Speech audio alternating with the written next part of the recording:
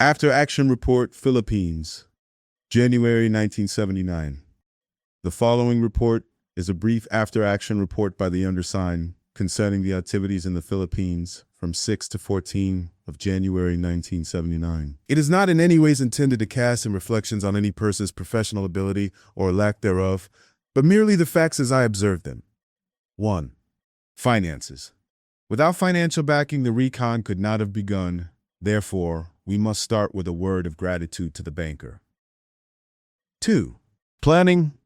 We were hampered from the beginning with the lack of current facts concerning the island, the city, the political situation, and the ethnic groups operating in the area of operations AO. Also, as known, detailed information concerning the exact location of the mission site was unknown. 3. Operations. We arrived in Manila without incident and immediately began to establish contacts with personnel we hoped were knowledgeable of the AO. Much to our surprise, no one in Manila knew anything useful concerning the AO. The most asked question was, "Why do you wish to go there?" We responded with believable answers. Robert Rocky Kemp, a qualified diver and pilot, began to show his abilities immediately. He obtained the only useful maps of the areas we have. He obtained permits to start, his qualifications as a certified pilot. In the Philippines, he obtained depth charts for the bays and lakes, etc. In other words, his professional ability cannot be overemphasized. On the 9th of January 1979, we arrived at the AO. We immediately came to the conclusion that the assignment would be improbable, if not impossible. We were the only Americans in the area. The natives were extremely friendly, which were feeling left over from the occupation days, and we were well received. We immediately found that all leading citizens, all off-duty police, and all off-duty military personnel were armed. Preliminary questions revealed that a full-scale war was going on in the AO between President Marcos' troops and the Muslims. On the night of January 9th, the east end of the airfield at the AO was hit by terrorists.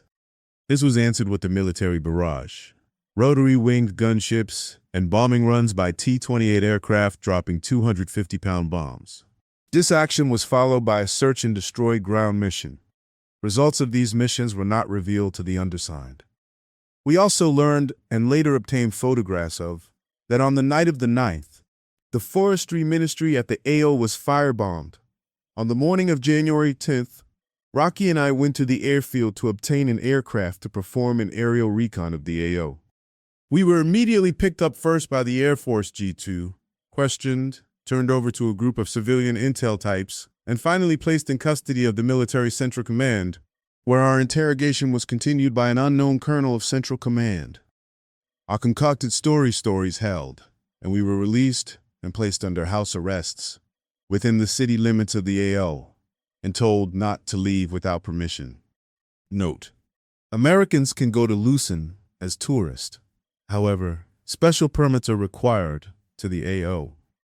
We did not have such special permits, and had we applied for them, it is doubtful our request would have been granted. Had they been honored, we would have been placed under close surveillance anyway.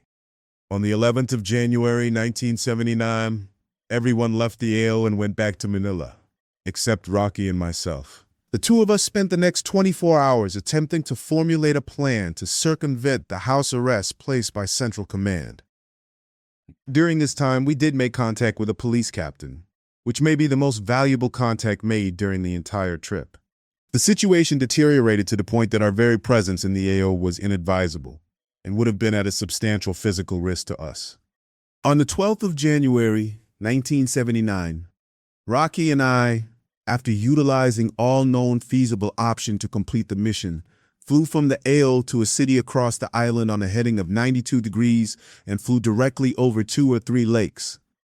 Photographs were obtained. 4. Accomplishments. While most of the accomplishments were on the negative side, this was extremely useful intelligence. A. All waterways, all rivers, and all lakes are currently in the hands of the terrorists.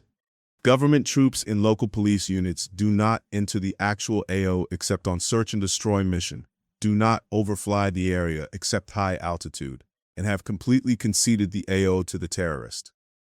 The boats on the lake are owned and operated by the terrorist. Any deal cannot be made with the Muslims. The last two envoys from Marcos' government who attempted to contact the terrorists to establish a truce were massacred on the spot.